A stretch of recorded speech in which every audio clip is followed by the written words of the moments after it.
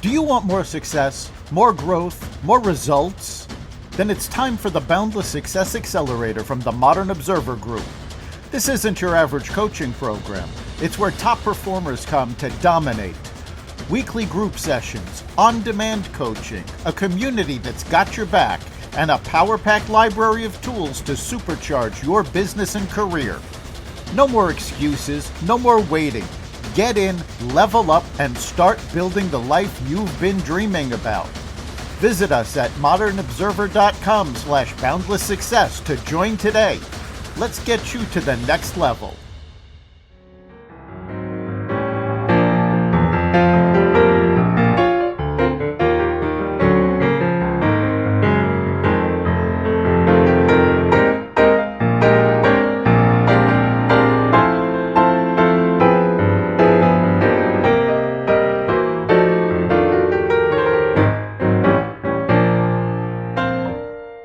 Simple questions for 100 people.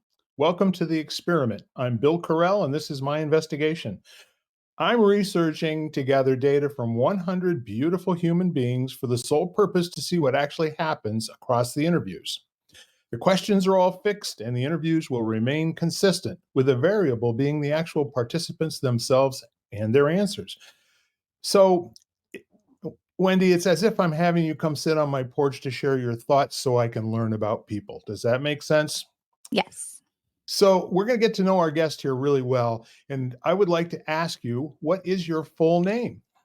Wow, you start with the hard questions. My full name is technically Lydia Wendie Veloz. You say that as if there aren't a lot of people that know about the Lydia part. There aren't a lot of people. I might have to have you edit it out. Just kidding. Either. No, I've gone by Wendy my whole life. So yeah, So most people don't know. You're a past GI, and at that point you're in DC. So sometimes you have to kill people after you give them information, right? I do have an alter ego. Her name is Lydia.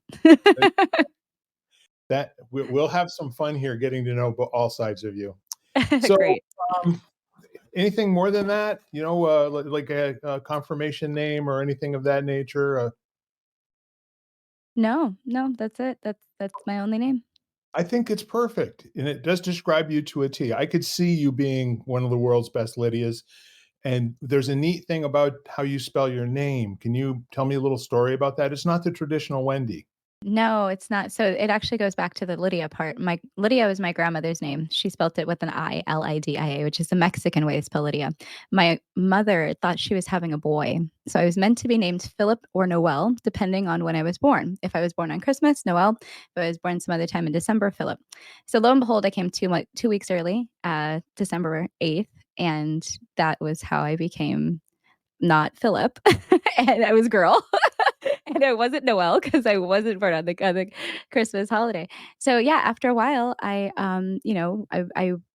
guess my mom realized she wasn't having a boy and couldn't use either the name she planned, and had to scramble. So she named me after my grandmother, and then let my sister name me. And so she named me Wendy after a classmate she had who had developmental disability. And so she was friends with this young woman, and said, I'm going to name her Wendy. And then my mom said, well, I don't want to get her confused with my mom. And so she just started calling me Wendy, and there goes that.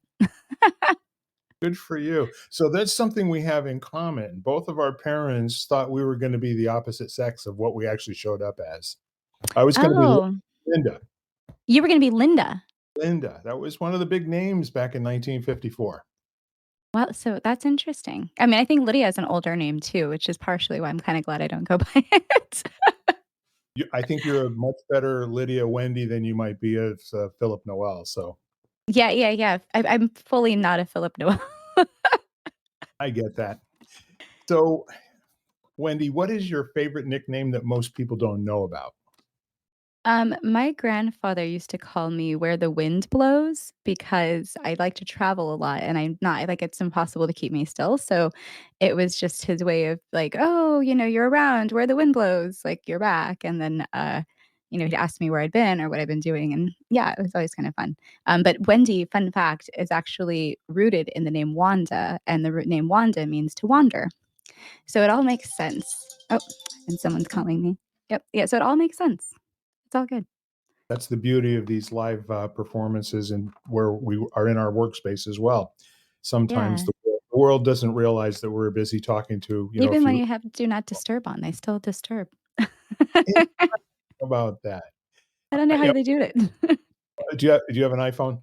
I do, and they let a lot of people disturb. It seems like every time there's an update, there's about 19 things that I don't know that I have to either reset or learn how to reset, you know?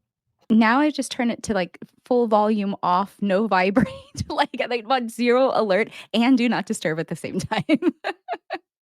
Yeah, I had a friend that used to put it into airplane mode and then shut the phone off. Oh, that's a good one. I should try that next time. Yeah, that's the good If way. Just get rid of everybody. you're into that sort of thing, right? Yeah. So, Wendy, when did you first notice what color hair you had? Um, um, I don't think I really noticed my hair in general until I decided to chop it off as a child. And so I got very aggravated. I have very thick Mexican hair, so I got very aggravated one day and realized that there were these blonde little girls who could very easily put their hair in a ponytail, but my hair would not do that, and it was very difficult. It was very heavy, it was really long, and so I would be, like, struggling with it. I would break the ponytail. It was just like a mess, and so eventually I got really frustrated one day when I was trying to make my own ponytail. My mom wasn't there, and I grabbed this top piece of hair and I chopped it all the way to the scalp, like, I scalped myself. I Yikes. didn't realize what I was doing, and I my mom, in her genius, and you'll yeah, I'm sure we'll talk about my mom. She just decided to, let me ride and grow it out, and so I had to deal with this little piece of hair at the top of my head that eventually had to grow its way out to the rest of it. And now we're good. We're good. It's back. It's all caught up now, huh? Yeah, but that That's was the first time I, like, knew the difference between hair textures, hairstyles, hair colors, like, and realized that mine was different from other people's. about how old do you think you were? 6. I mean, old enough that I shouldn't have been playing with scissors. You should Young enough that I knew the difference. at least you knew not to run with them, right? Yeah, yeah, I was sitting and Well, cutting. that's interesting. And, everybody else in your family have the same kind of thick Mexican hair? No, that's actually what spurred me wanting to do our DNA tests is that we have very different hair. My hair, no one has this. I don't know where it came from. Like what it even my dad, neither my dad nor my mom, who are my real dad and mom, do not have this. They're definitely my mom and dad. But they both have wavy or curly hair. And like very my mom has very curly hair. My sister has very wavy hair. And my other sisters have some version of wavy hair. So I'm the only one who has this very straight, thick hair. Which for a long time I was really sad. I used to actually beg my mom to perm my hair, and she was like, "It would ruin it. Why would you do that?" I'm eternally grateful. But again, mom is really good. And was that because, all your friends were doing it kinda thing, or Oh, you yeah, just in wanted the '80s, different? perms were big. Yeah, and little kids, and I mean, we're even perming their hair. Like, everybody had a perm. That's so, what's your favorite thing to do to intentionally waste time? Lay in a hammock. If I have time to waste, I will lay in a hammock, and I'll bring a book. I mean, it's not like all quote unquote wasting, but I'm gonna look at the scenery, and I'll just, take my water and hang out in my hammock. You have one in the backyard sort of thing or on a porch or No, I have a portable hammock that you can take anywhere, so I take it to the forest. Like, I'll go hike and then set it up at the end of a trail on the lake and just kinda, like, or I'll go camping and set it up camping. So, yeah. yeah. They call that forest bathing. Are you familiar with that term? Yeah, that would make sense, I guess, but, Yeah. no, I never heard it. I think it's somewhat I hang out with a lot of people that are very much into mindfulness and, more or less becoming part of your surroundings. And I guess there's a Japanese philosophy that to find your soul, what you have to do is go be among all the other souls and start to recognize who they are. And the best place to do that is in the forest, Hmm, where there's not only plant life and trees and flowers and all that sort of thing, but myriad insects, birds, little animals, you name it. And all of that is, like it can be an extremely amazing experience, but most people report that they find it very rejuvenating, as I think you're conveying to us in your method of wasting time. It's about finding yourself for a moment and just having a good time, huh? Yeah, just relaxing, no pressure. The other thing it's nice, like fun fact about forest is that there's shade. So if it's in the middle of the summer, you're not just like baking in the sun. And that makes a big difference to your enjoyment. So, you know, just finding good spots is really what it's about for me. And that might be, sometimes a little sunny, sometimes a little shady. If I can get a breeze, all good. Interesting. Good. So you're not a Microsoft Solitaire or Candy Crush kind of gal.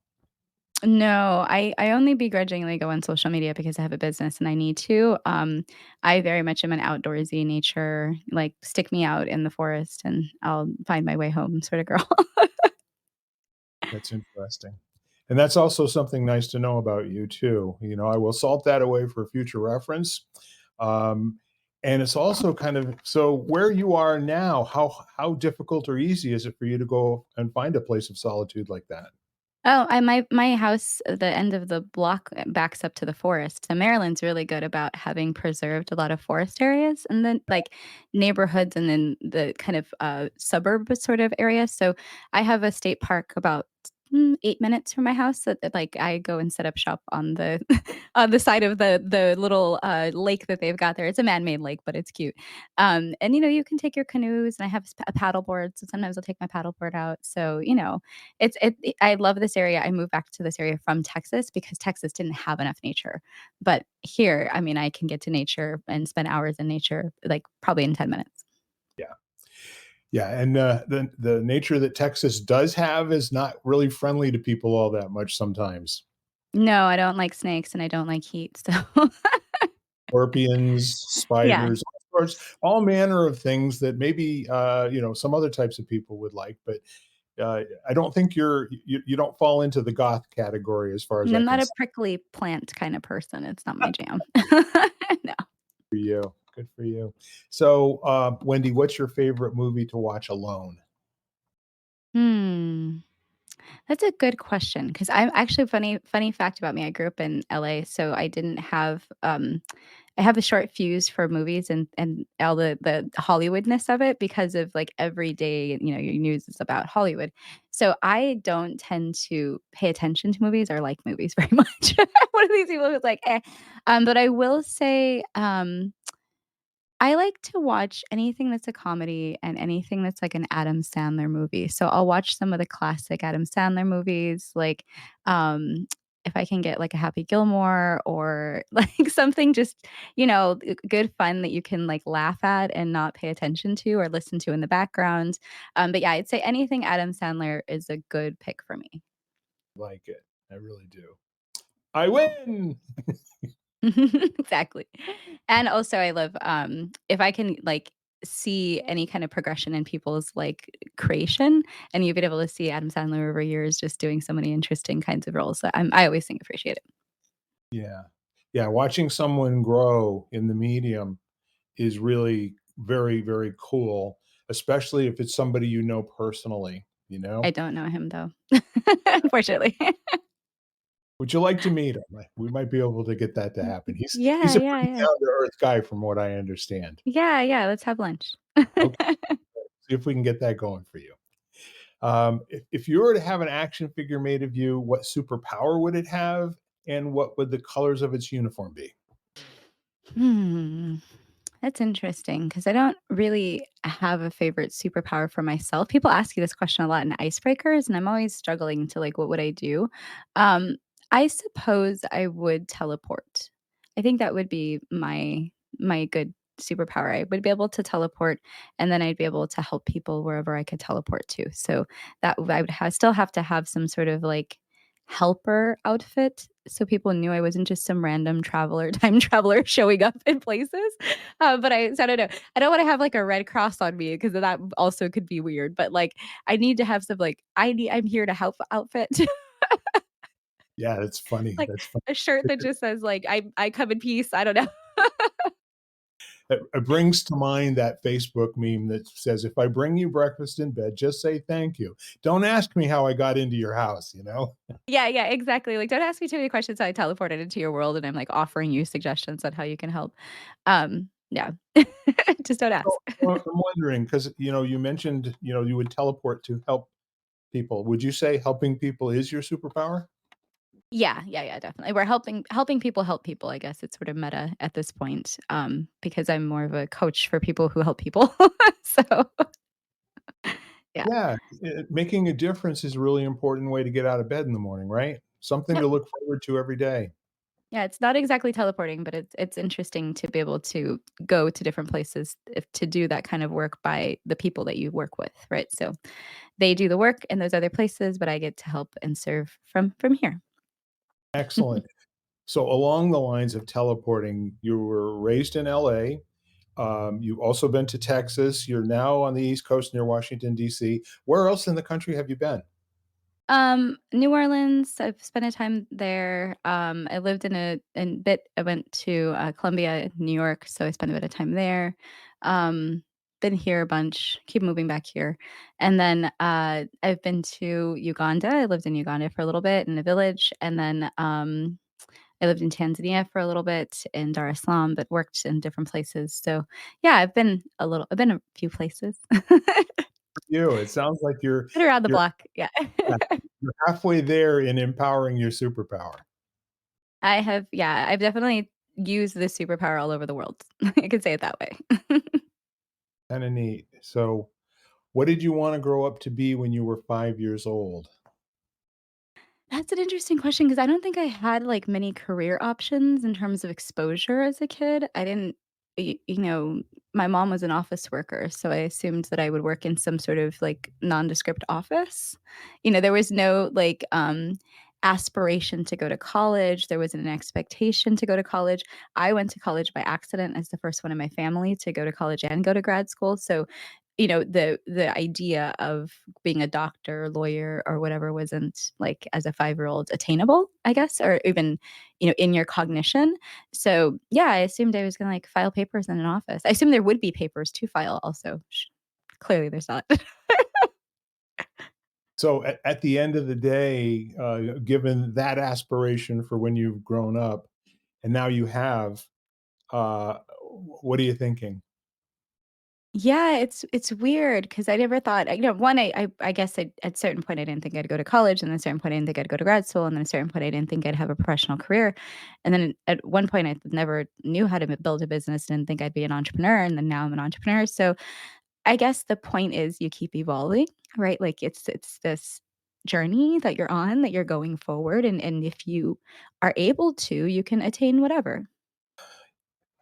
Agreed, and you have always struck me as somebody who's up to something in the world, you know? I try to keep up to something all the time. And I think it's up to something good in my experience. I think, what you've decided to do and how you've decided, to feed the cat, it's a really appropriate way for somebody with your vision of what the world is and can be, kind of expressing that and building it yourself. That's Yep, just me talking. I Um, appreciate you're it. very, very welcome.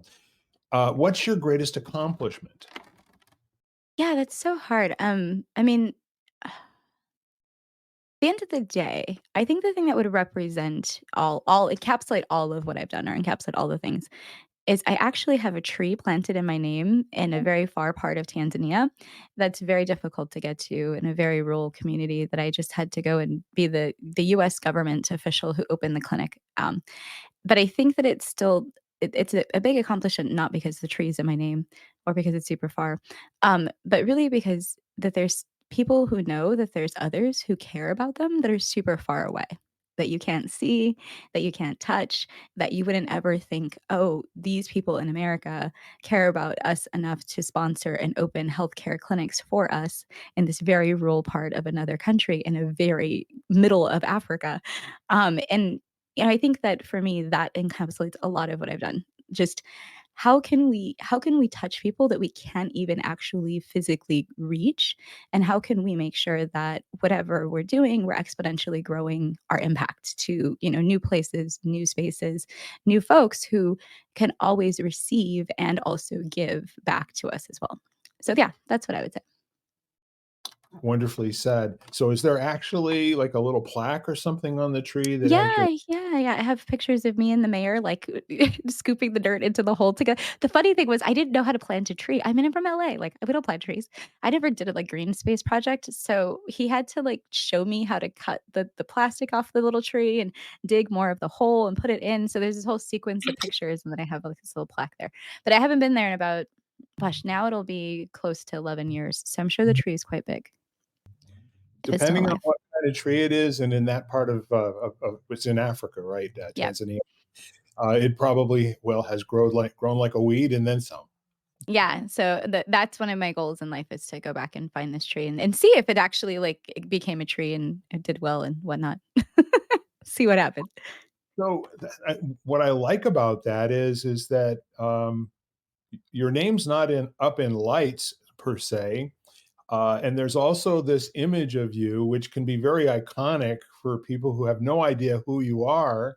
But you'd have to be somebody great to have come all the way from the United States to come to that place and be, kind of like the sponsor of the US government for starting a clinic.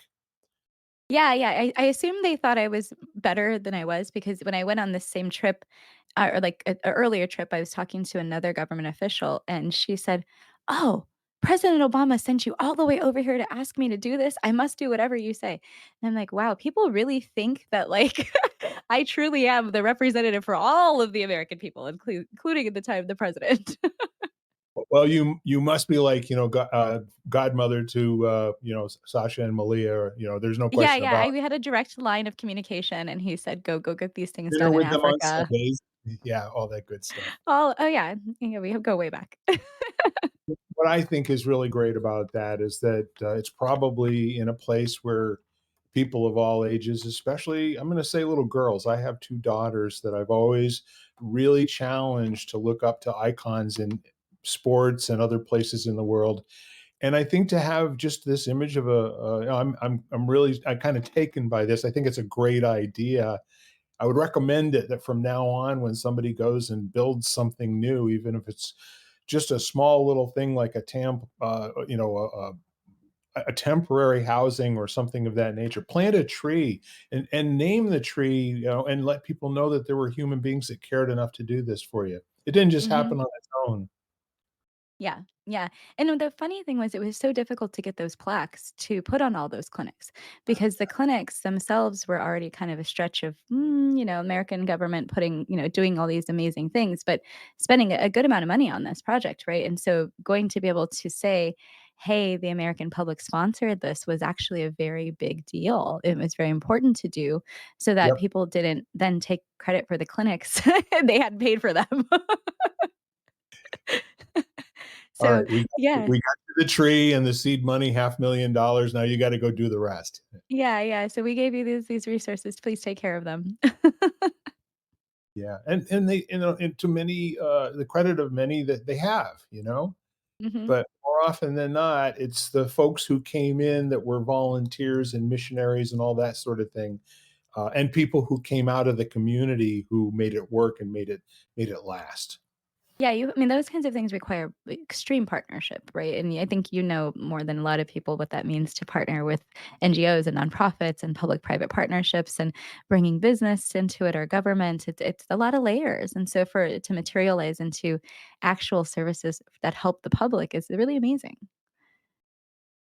Yeah, I'm gonna interpret that as there are many communications opportunities for egos and different things to sort of get in the way, and the puzzle pieces not to fit each other all that well, and to tell people, sit down and say, "Hey, how do we make this work?" Yeah, and then to struggle through to get it done. So Anything worth doing is worth, having to put your shoulder into, right? yeah, and then all the way down to me who was there just to open it. I didn't build it. I didn't negotiate those contracts, but I was the person who showed up in the dress to say hi.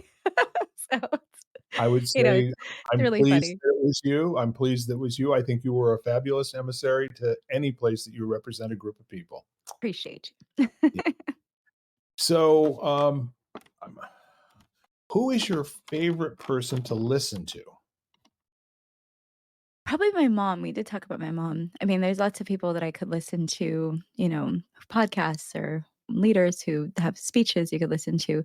But I think I didn't listen to my mom enough, like, when I was growing up, like, you hear your people chattering at you of, like, why you shouldn't do things or why you should do certain things.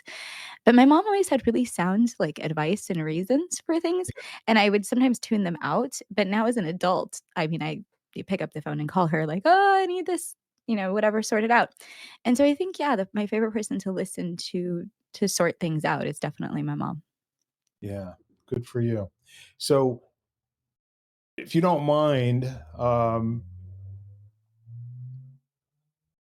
that's a good 30,000-foot view. What's the best advice she's ever given you? Ah, that's interesting. I think I had a relationship that didn't work out, and she said, "Well, that conflict would have come up either way. It would have come up now or it would have come up later. But either way, you had this and he had that, and those things would have bubbled to the surface. So no matter what you thought or what you were having fun doing, those things were always below the surface. So until you work through them or don't, they're going to be there." And I was like, "Oh, okay." That sounds very wise. It sounds like somebody who's had a trip or two around the sun, and, it's also a good way to take away the blame and the guilt of the situation, because when things don't work out, you're always trying to figure out what could have gone differently, which is Oh kind of yeah. a waste. It turns out to be not that useful. The really good part of having a mom like that can come in and say, "Hey, better to have it blow up now than later on." Yeah, and I think the reflection also was both parties are probably at fault. Like, Oh, both yeah, people have their own baggage that you're coming with, and if you can't communicate and you choose not to communicate, that's one strategy, but if you choose to communicate, you've gotta address the baggage on both sides. You can't just it's no one's here to blame. exactly, exactly, and that's part of being an adult, isn't it?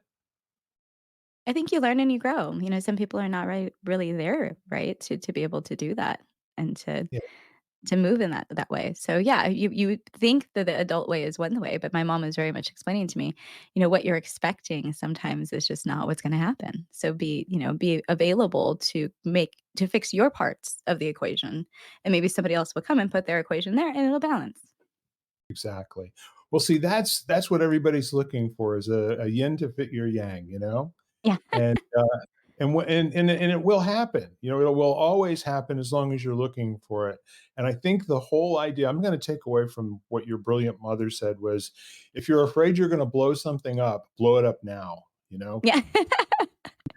Don't blow it up when you got something to lose, blow it up now when all you have to lose is a future together that turns out to be a heartbreak? Yeah, it's really about the potential, right? It's the opportunity loss at that point versus whatever could have perpetuated on as a bigger problem. So Thank you for sharing all that, because I now yeah. understand why she's your favorite person to listen to. She's pretty darn wise about a lot of topics, including business for never having a business. It's kind of funny. I will say this, I think she's done okay with you. I mean, Appreciate I think a lot of her, having never met her, but, I think she's done okay. Yeah. So, okay, so this is a perfect time to ask you this question. Please complete this sentence. When I grow up, I'd like to. When I grow up, I'd like to have a yoga retreat. Yeah, in, like, another country. Maybe a juice bar or something like that. On the beach. I just adding to it. Tahiti, maybe, with Tony Yeah, Robbins, yeah, or I've heard Costa Rica got expensive, so gotta find another place. isn't that how it goes? These, like, really cool places where you're not only safe, things don't cost very much, and the weather is fantastic. And then everybody finds out about it, and I know it all costs a lot. Exactly. So tell me a little bit more. Are you, a big yoga enthusiast now? No, I think it's more just wanting the vibe of a yoga retreat. I don't know if people actually have to do yoga while they're there. I think it's just maybe a yoga vibe retreat. But, it's like yoga Go optional. around with a spray bottle, okay? Go liquid yoga. Can do yoga here if want, but, uh, Yeah, I know. It's for me, I think more it's like the lifestyle of being able to live on the beach, having I enjoy people, so having travelers or other folks come through and being able to connect and network, but not having to leave my beach haven.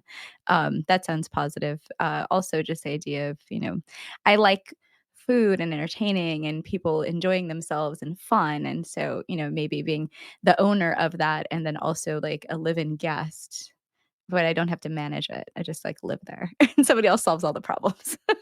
That's that's the vision. It sounds like you're describing the ultimate way to express your superpower of helping people in a kind of a passive way where it's here available to you. Make of it what you will, but, It's my have s retirement helping people. now would you like guava or would you like mango, Yeah, I could arrange it with the people. I got a guy. I Yeah, and I love think it would be more about my relaxing and having solitude when I want it, and then having access to what I enjoy, which is people. interactions is what keeps us going. Yep. So, what is the most important thing in life to you right now, Wendy? Ooh, definitely time. Time is super important. I don't waste time in places I don't need to. I audit my time regularly. I'm readjusting and time blocking and thinking of new ways to give myself space to relax, to give myself space to work, be flexible with my time when I need to, and forgive myself for if I waste time. And I just feel like it's not a good use of my time to be able to reframe and recheck in with what are my routines looking like and how can I restructure myself. So yeah, time. I'm working a lot on that, like, for the last maybe 3 years. So I like everything, all of the little thought models that you brought up right there. We are constantly bombarded, by these thoughts that are they're not necessarily our best thinking or they're not good for Mhm. us. And it sounds to me like what you've decided is that no, that's all right. You'll have those thoughts, but then you're going to have your own ones that are going to actually lead you on to the next thing that you do and with power. Yeah, there's gonna be a triumphant thought. There has to be a winning thought because the other thoughts, especially when I worked for the government or worked for someone else, my thoughts were dictated for me, right? My parameters and my time and other things were dictated for me. So now being an entrepreneur, when you have freedom and you have freedom of thought, you have freedom of choice, you have freedom of management of time, management of self, you can't stay in those negative spaces or in those spaces of unsurety. You have to understand and use and leverage your assets, and your time is your biggest asset. So for me, that really was the reframing of, like, I became an entrepreneur and realized, oh, I wasn't using my time right for 90% of my life. Well, you didn't know how to swim till you knew how to swim. And that's one of those things that's clearly in everybody's area of you don't know, you don't know. And in the meantime, it's like the folks that I work with, we talk about thought distortions, okay? Mhm. And if you're going to have 80,000 thoughts a day, which is like, that's a good number in terms of public speaking, how many thoughts you think, people have, makes them less responsible for every single individual thought. And you can now kind of like put them into categories. And what you've done is to basically say, all right, so now I'm aware. I can have some fun with it, and I can take my life and I can put blocks of do nothing time in there that I know that I'm going to find something really powerful to do. Mhm. And to know that I'm gonna show up better in the other blocks of time when I'm doing, if there are blocks when I'm not doing. And I think that was an important lesson because I thought in early in the business that if I wasn't doing, I wasn't earning money, I wasn't trying hard enough. And then I realized that you can try all you want to make a business go. If it's not strategic about where you're putting your time and what you're doing with it, then it's still never going to work and be profitable. So Now, so go take a nap. there's trying, and then there's effectively efforting, and Mhm. the effectively efforting for people who don't know they don't know looks an awful lot like breaking a sweat, and a lot of times it's no, don't just do something, stand there. Yeah. Just show up to the party. See what And be happens.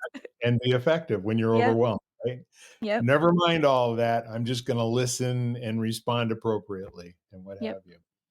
Yeah, this such great wisdom at such a young age as far as I'm concerned. You've hung out with some pretty cool people, haven't you, in addition to your mom? I have a lot of chats with a lot of cool people. Yes, I have some of the coolest friends in the entire world, including yourself. So I am very gifted in the realm of thinking and chatting. Lots of people to talk to. Yeah, the notion that there are so-called thought leaders, um, Mhm, means that you have to, look for individuals, but if you're gonna be a thought leader, grower, you need to be a thought listener, mhm. and, that's much more powerful because all of the power is in the listening. It's what you do with what you hear, as a practitioner and as a listener. If somebody steps up on stage with 500 people in front of them and they aren't worth listening to, they immediately get kind of like ignored. Yeah, or people start leaving the talk. It just Or you're the kind of person that their listening is so strong and powerful for you, they'll line up and sit out in the freezing cold overnight to come in and hear you speak for 5 minutes. yeah. It's a Yeah. cool dynamic, you know? I wish Albert were still alive so I could ask him, "Tell me about the relativity of that," you know? Yeah, well, I think it's really me trying to be a thought cultivator because I want people to tell me their thoughts, but I also want us to co-create new thoughts, right? To be able to add, to amplify, and to attract the ideas of abundance, the ideas of progress, the ideas of how do we make things easier for people who have maybe traditionally not had it so easy. So sometimes, you've got to break the barriers of one brain or one voice and be able to come to it from a collective to answer, really complex things. And so a lot of the times I'm working in complex spaces with social impact leaders, and we couldn't come to a solution by ourselves. But if we come together, we have a much better chance. I really appreciate that because all co-creations have to do with understanding, and Mhm. it comes from communication, and it also comes from a partnership. Everybody who says I'm going to go away and think about this by myself, and maybe I'll have a moment of clarity, and well, no, almost 99% of everything that ever makes a difference in the world is in a conversation with another human being Mhm. as a result of maybe you stumbling onto a thought you had last week by yourself that never there's no opportunity to act on it. So I love what you're saying. Okay. uh, thought, thought co-creation, thought creation, thought listener, thought, all of that, the whole thinking part of it comes Yeah. before action, right? Yep. I love it. And I tell people sometimes, my job is just to be a thought partner. I mean, yes, you're coaching and trying to elicit solutions, but really I'm just here to help you think. Do some intense thinking you don't have the space to do in your schedule because you're doing all those other 80 million thoughts that you have. Yeah, yeah, to help kind of examine the sanity of some of the ideas that you're having that just don't sound right to other people. Yeah, um, so I created a process called idea surgery for that, which is my visual mind mapping process because it's exactly that. How can I visualize and see what you're dealing with in your world in order to coach you better, to cut through, to, enact solutions in your realm better? If I don't know what you're dealing with as a human, it's difficult for me to then co-create with you. But if as a coach I can understand from the get-go what that looks like for you, then yeah. I can be able to be a better thought partner, to be a better thought cultivator, to support you in better ways because I understand from your perspective, your lived experience, which I could never possibly understand unless you open it up to me. And so Right. that's what I was able to kind of find a little process to do. And it's been fun to see people go through it. Man, people have had such good outcomes. I love it, and, to be a really good coach, you have to understand all the fundamentals that are in place so that you can look at the small things that make the big difference, the trim tabs that turn the Queen Mary, Yeah. the little tiny things on the rudder, that make it possible to turn the Queen Mary in less than a mile. And you always find, you find too that when you're giving people advice, you're giving them their own words so that they can hear them differently? Yeah. Yes. I do a lot of reframing. Yeah, and I think sometimes people have more wisdom than they're willing, like, they know it. They just don't wanna admit it, or they waiting for someone else to validate for them. And we have a lot of talks about, well, why is that a reason that you shouldn't go forward, or what's preventing you from doing this? And it comes down to not having the validation, not having someone told me specifically I'm good at, I should, I can, they'll support me in. And when you don't have that, sometimes you just don't, you don't, it stops you from making progress. Yeah. So I think that's when a coach can come in and really help you see things you can't see for yourself. I do agree with you that it's a very, very important thing in life, and I'm your partner. Yeah. So, what would you like to leave in the world after your life is done? Probably just all my knowledge, like anything I've learned in this lifetime, whether it's through books or the podcast or through, courses and whatever. I just feel like we lose so much knowledge with every generation and every single person who isn't able to articulate the things that they processed and learned through in this life. And so that would kind of be my biggest wish is just there's a way to really carry that forward. And I know that literature and reading has been traditionally our way of doing that as a society, but I think as we change with technology and as we grow with the way that we consume content, some content is fleeting and it just goes away so quickly. So how can we find ways to really transfer knowledge? And I'd love for that to be, part of what I do in this world. Yeah, I'm kind of letting that soak in for a moment. The transference of knowledge, in my experience, has a lot more to do with experiencing something than it has than just reading it and understanding the Hmm. words. It's like when you like going back to swimming, rhythmic breathing, or balance on a bicycle, or when you do your first public speaking and you're not, at some point your stomach says, "No, I'm not going to throw up." Let's get after this thing and connect with these people and knock them alive. I really I appreciate that because passing that knowledge along, that's really the only thing of value that we have at the end of the day, right? That's our dash Hmm. in 2 dates. Well, it's why we know not to eat certain berries, right? Like why we know certain things are poisonous for us. Like somebody tried that and died, and then they passed that knowledge on, right? So, like, what is our version of that? What I mean, yeah, we had to experience these things, right? So, since we experienced those things, then what is learned from our experience? Yeah. Any thoughts on how that gets passed along? I don't know because, as like I said, as technology changes, I think it affords us new ways to do that and to new ways to give voice to individual stories. But one of the things I was talking to a client about yesterday, they did a really powerful project called a photo voice project. And it's basically you take a still image of a person and then they get to quote about whatever they want, or it could be around a theme, it could be about, whatever. But it's like a snapshot of a person's perspective at the time. And it's very much a moment in time, a thought from that individual in the picture.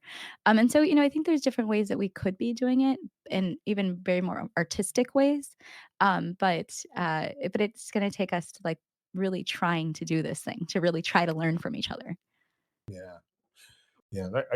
I love the sound of that, and I'm recalling, back in the 1980s or 1990s, people would write down, what they thought they would accomplish in the next 12 months in a single paragraph. And Mm. every single year, and they do this for 2 years out, 5 years out, 20 years out. Some went out to 50 years, and then on the anniversary of those dates, they would open them up, and they'd talk about the person that wrote the paragraph, Oh, mhm. It sounds kinda similar, you Yeah. know, rather than being visual, it's like, what could you have been thinking at the time? And I guess after, 30 or 50 years or whatever it is, I don't know if I could put myself in the same frame of mind that I might have been when I was 20 years old. Yeah, I don't know where I would I think I knew better then where I thought I'd be in 50 years Yeah. than, going backwards and saying, "What was I thinking about?" Got that one wrong. Yeah, yeah, no, I didn't do the things I thought I was gonna do at all. It's totally different life. Yeah, and at the end of the day, the life you've got right now, you wouldn't trade, you know? No, no, it's been great. I love this life. So knowledge is that's worth a lot. It really is. So Yeah, we've come to the end of our 12 regular questions, and I okay. don't know if you have a decent baker down there in Maryland, but I've got a really good Italian baker over here. Mata is the bakery, and the neat thing about it is I was only going to use 12 questions because that's the guy that I stole it from, James Lipton. That's what he asked all of the actors who came through his studio. But I've decided that I'd get an extra question in here because I always get Nice. 12 rolls or 12 cupcakes, and then I get a 13th one free. So here's your baker's question. What is Okay. the thing that most people misunderstand about you? Oh, I would say I talk quick and I just speak my mind. So that often leads to some very interesting conversations where I have to backpedal and explain myself if I didn't articulate correctly the first time what I meant. And then also, if I did articulate, then I want to stand by my saucy comment, I will. But a lot of the times, yeah, that people don't understand that I'm just a very straightforward person. So if something's going to hurt, if something's going to be brutally honest, if something's going to need to be said, I will probably have the voice to say it, and I don't really have I don't have a chip on my shoulder or a problem with it. And I think that sometimes that comes off as I'm a bee, or I'm not the nicest person in some scenarios, and I can be the most lovely person in other scenarios. But I'm always going to tell you the truth, and I'm always going to tell you straight. So don't expect anything less than integrity. And I think that that part people realize, and so they go, oh, they give me an excuse on the if it was kind of saucy, because it's all about in the end, like what is my honest perspective. If you're asking me for my honest perspective, I'm going to give it to you. Yeah. So what I'm taking away from that is that you're in the world being real, being authentic and truthful, and sometimes it doesn't land all that great. But when it does, you appreciate the opportunity for somebody to say, "What?" Yeah, a reflection, and again, like you said, being in conversation is all part of the human experience. So having to reflect, reframe, be in conversation further is all part of how you grow closer in relation, right? So to me, there's no problem with somebody questioning, my motives, my question, whatever I said, no problem. Let's have the conversation. Yeah, discernment and distinguishing are really good, great parts of communication. To say "I understand" when you don't, is missing out on the opportunity to really have a piece of gold. Yeah, yeah, and I think when you ask for clarity and you ask for understanding, you're hoping that someone's coming with integrity and honesty to the conversation, right? So that's the other part of it is I always tell people, and like if I messed up, I'll tell you I messed up. If I didn't and I intended to say what I said, I will also tell you why. 100%, no problem. That sounds great. So that completes all of our questions. Do you have any questions of me? What was your favorite thing you learned about me today? Oh, let me see. There were so many. Um, I think I got a new, fresh perspective on just what a great personality that you have in addition to being a great person. Oh, thank And you. what I mean by that is, um, people at home, you're not gonna see this, but Wendy has laughing eyes, she has got a beautiful smile, and it really, it opens up when you're feeling open, and then you also are authentically a little bit on the scowling side when you feel like scowling. So, I don't have to interpret, too much, where you're coming from. You're just an authentic, always there, very genuine human being. I would not have known that with you from the brief time that we spent before. It was more business-like, in my opinion, and this was, exactly what I invited you to do, was to come and sit on my porch and have a conversation with me so that I can learn about people, and I appreciate that about you. Yeah, thank you. This has been super fun. I think more people need to have podcasts like this. This is great. Well Even with the questions, you never know what people are gonna ask, but this is fantastic. well, I'm so glad that you had a good experience because that's always my goal, and I've never had to apologize to anyone for having them on my show. So Nice. so any other things that you'd like to just kinda say to wrap up? Anything more you'd like to Yeah. say about yourself Um, or the world yeah. or So if anybody wants to find me, you can find me on LinkedIn and Instagram. I'm Wendie Veloz on both platforms. But if they want to hear more social impact stuff, they can go listen to the Social Impact Level Up podcast, where Bill was a recent guest in our season 3, and you can listen to his episode and hear all about him and I chatting on his stuff. But yeah, that's those are the things to share. Just come find me somewhere. absolutely awesome. So, ladies and gentlemen, I'm gonna leave you with the same invitation that I always do. In your life, there are people that you care about, And I would like for you to, one way or another, through email, text, letter, carrier pigeon, wrap a message around a rock and throw it through their front window, but just let them know that the world works because they're in it.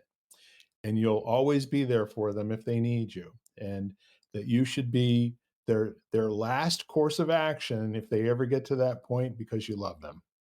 And that's what I have to say. Thank you so much, Wendie, for being on my podcast, and looking forward to spending more time with you, and especially this passing knowledge on, to people that we haven't met. Thank you for having me. You're very welcome. Bye for now, y'all. Have an amazing weekend. You've been listening to Simple Questions for 100 People, part of the Xvadio Podcast Network. You can catch every episode of Simple Questions, plus the rest of the network, at xvadio.com, the Apple Podcasts app, YouTube, Spotify, iHeartRadio, Audible, Amazon Music, and wherever you find podcasts.